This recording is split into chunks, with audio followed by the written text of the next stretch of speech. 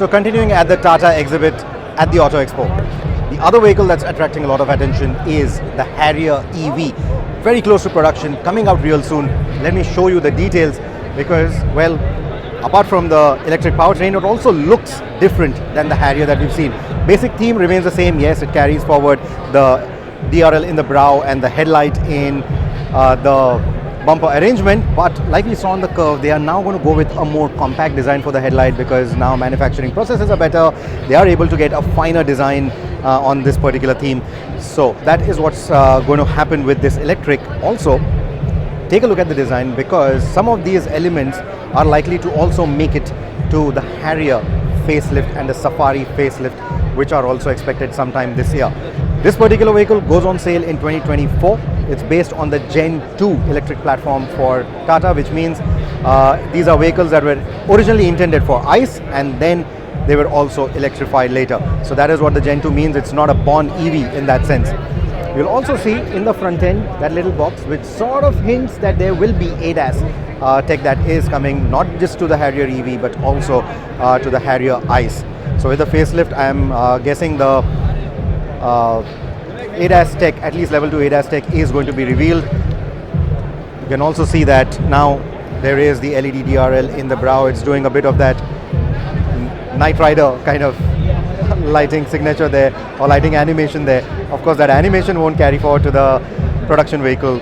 I don't think the lighting in the logo is going to carry forward either. But yeah, this is essentially the face of the new Harrier that is being previewed here as well. There'll be differences, of course, subtle differences to differentiate the EV from the ICE.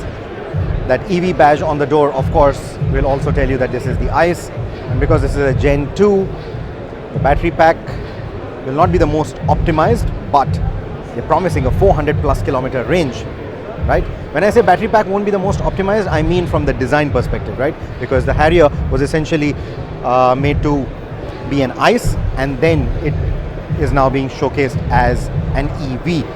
Let's also take a look at the rear. Some Toyota inspiration there, I think. Was it the RAV4? I don't know. I think with the kind of design that you have for the tail lights and these new design elements that you see on the rear bumper has hints of Toyota to it, but anyway, I think it just looks very, very nice, very refreshing, very aggressive and very sporty. So the light bar is there, the horizontal light bar is there. Again, it's doing that Knight Rider thing, but this detail is something that I like, the Z-shaped detailing that it's doing. I think it looks quite nice. Let's wait for it to light up again. Those are the turn blinkers. And there, I think this really looks good. I think they should play around with the animation on the production vehicle as well.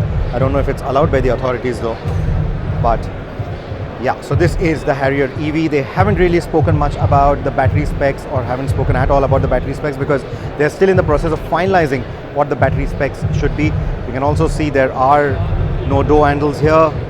It says touch to open. And that is how it opens. So that's the cabin. Excuse me, sir. It's not allowed to. So that's that. So you just saw that was touch to open. Our friend here tells us it's not allowed to be opened, so let's respect that. I'll not open it again, but in the rear one has a touch to open. Of course, this functionality may not be carried forward, or maybe it will. You never know. I hope they do. There'll be some nice distinction there with the ICE in that sense. Tesla does something like this. Why shouldn't Tata? I think they should do that too. So you also get these Aero Blade wheels here. These are 19-inch in size with 245 section tires. These are the MRF Wanderers. I'm guessing they'll not allow us to open the boot either. The boot is locked. We can't open the boot. I would like to see what kind of boot space this vehicle has when it goes into production. But yeah, now that the infotainment is running, it went off. But yeah, there'll be a new infotainment. There'll be a new instrumentation as well. Like I said in the curve video as well, they are experimenting with new infotainment and instrumentation screens, and this vehicle will again debut something new on that front.